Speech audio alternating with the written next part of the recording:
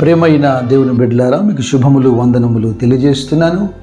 అనుదిన ధ్యానమునకు స్వాగతం. దినవృత్తాంతం 2వ గ్రంథం 11వ అధ్యాయం ఈ దినం మనం ధ్యానిస్తున్నాం. రెహబాము యెరూషలేముకు వచ్చినప్పుడు ఇజ్రాయేలు వాడితో యుద్ధం చేయుటకు రాజ్యమును తనకు మరలా రప్పించుకున్నటకు అతడు యూదా వారిలో నుండి బెన్యామీన్లో నుండి ఏర్పరచబడిన యుద్ధశాలను 180,000 మందిని సమకూర్చగా, వెంటనే దేవుడైన యెహోవా దైవజనుడైనటువంటి షెమయాను పంపి వారితో మాట్లాడుతున్నాడు. యూదారాజు సొలొమోను కుమారుడైన రెహబాముతో, అలాగే యూదా బెన్యామీను ప్రజలతో యెహోవా సెలవిస్తున్న మాట ఏంటంటే, జరుగుతున్న ఈ కార్యము నా వలన జరుగుతుంది గనక మీలో ఎవరునూ మీ సహోదరులతో యుద్ధం చేయటానికి మీరు బయలుదేరవద్దు. మీ అందరూ తిరిగి మీ ఇళ్ళకు పొండని షెమయా చెప్పాడు. అయితే ప్రజలు దేవుని మాటకు లోబడి యెరోబాముతో యుద్ధం చేయటం మాని తిరిగి తమ ఇళ్ళకు వెళ్ళిపోయారు. దావీదుతో దేవుడు చేసినటువంటి వాగ్దానము నెరవేర్చడానికి వారిలో ఒకరిని రాజుగా ఉంచుతూ వచ్చాడు. కానీ వారు చేసినటువంటి అతిక్రమమును బట్టి, పాపమును బట్టి, తిరుగుబాటును బట్టి కేవలం యూదా గోత్రము తప్ప ఇక ఏ గోత్రము కూడా వారిని వెంబడించలేదు. మీ సహోదరులతో మీరు యుద్ధం చేయకండి అనే ఈ మంచి మాట మన జీవిత పాఠంగా తీసుకుందాం. వీలైతే సహోదరుల కొరకు యుద్ధం చేయండి, కానీ సహోదరులతో యుద్ధం చేయకండి. ఈ మాట మీరు బాగా అర్థం చేసుకోండి. సంఖ్యాకాండంలో దైవజనుడైనటువంటి మోషే 32వ అధ్యాయంలో 6వ వచనంలో అంటాడు, గాదీయులతో రూబేనీయులతో మీ సహోదరులు యుద్ధముకు పోచుండగా మీరు ఇక్కడ కూర్చుండవచ్చునా? యెహోవా ఇజ్రాయేలుకి ఇచ్చిన దేశమునకు వారు వెళ్ళకున్నట్లు మీరేల వారి హృదయములను అధైర్యపరచుదురు.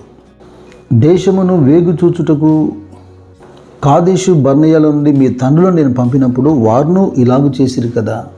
కనానును వేగు చూసి వచ్చి ప్రజల యొక్క విశ్వాసము చెడిపోయినట్లుగా అధైర్యపరుస్తూ మాట్లాడినటువంటి ఆ మాటలు జ్ఞాపం చేస్తున్నాడు. అందుకే దేవుని ఉగ్రత వారి మీదికి వచ్చిందని. ఇలాంటి మాటే నెహెమ్యాలో కూడా నేను ఒక మాట చదువుతాను. 4వ అధ్యాయం 14వ వచనంలో, అంతటి నేను లేచి ప్రధానులతోనూ అధికారులతోనూ జనులతోనూ వారికి మీరు భయపడుకుడి, మహాగణుడును భయంకరుడునగు యెహోవాను జ్ఞాపకం చేసుకొని మీ సహోదరుల పక్షముగాను, మీ కుమారుల పక్షముగాను, మీ కుమార్తెల పక్షముగాను, మీ భార్యల పక్షంగాను మీ నివాసం మీకున్నట్లు యుద్ధం చేయుడి అంటేని. ఫిజికల్గా, భౌతికంగా దేవుడిచ్చినటువంటి వాగ్దానాన్ని, స్వాస్థాన్ని పొందకుండా అడ్డుగా ఉన్నటువంటి అంశములలో యుద్ధం చేయమని దైవజనులు పురికొల్పుతున్నారు.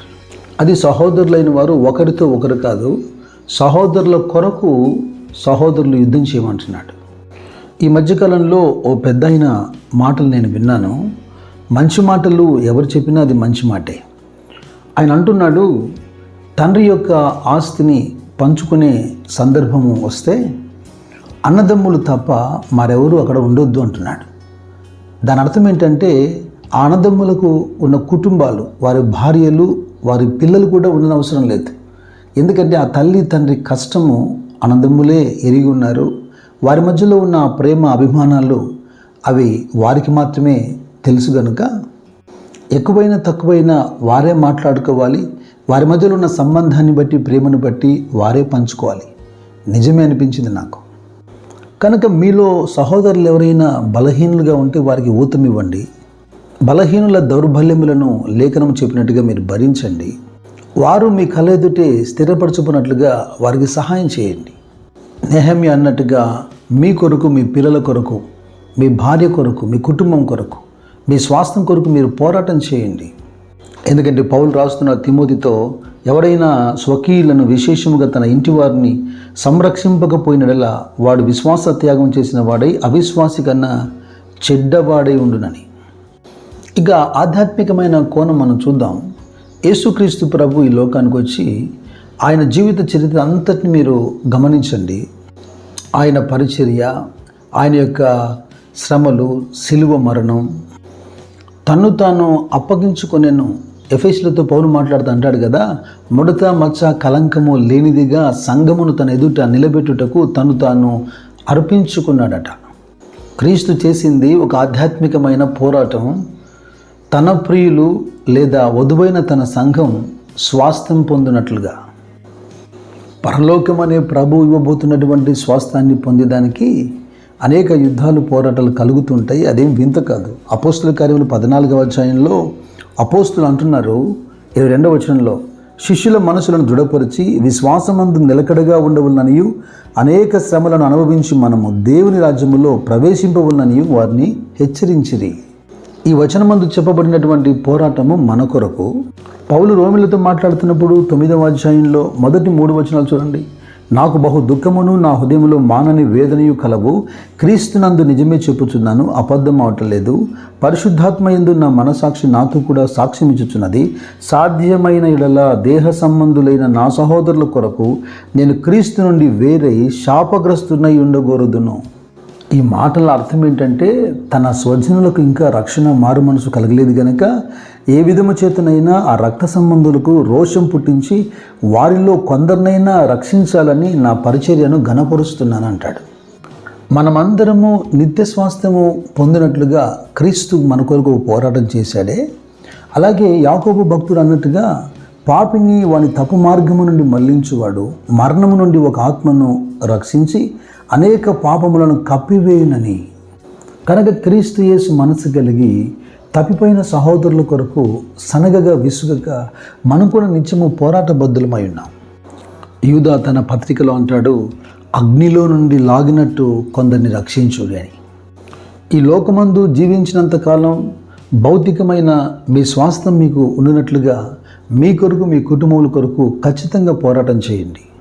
మనము సోమరులమైన నిష్ఫలమైన అయి ఉండటం దేవుని చిత్తం కాదు. అలాగే దీన స్థితిలో ఉన్నటువంటి మన సహోదరులు లేదా తోటి విశ్వాసులు వారు కూడా స్థిరపరచబడినట్లుగా భౌతికంగా వారి కోసం కూడా మనం యుద్ధం చేయడం తప్పు కాదు.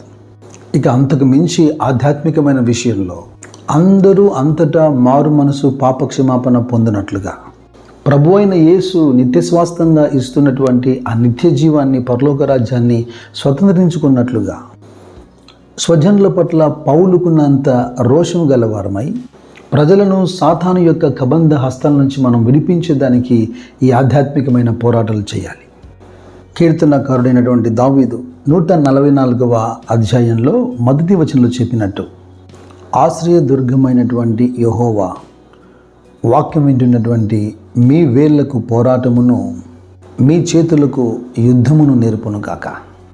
ఈ జీవిత కాలం మట్టుకు మన పోరాటము మనుషులతో కాదని ప్రధానులతోనూ అధికారులతోనూ ప్రస్తుత అంధకార సంబంధులకు లోకనాథులతోనూ ఆకాశ మండలమందున్న దురాత్మల సమూహములతోనని మీరు గుర్తించి పోరాడే కృప దేవుడు మీకు మెండుగా దయచేయునుగాక. God bless you.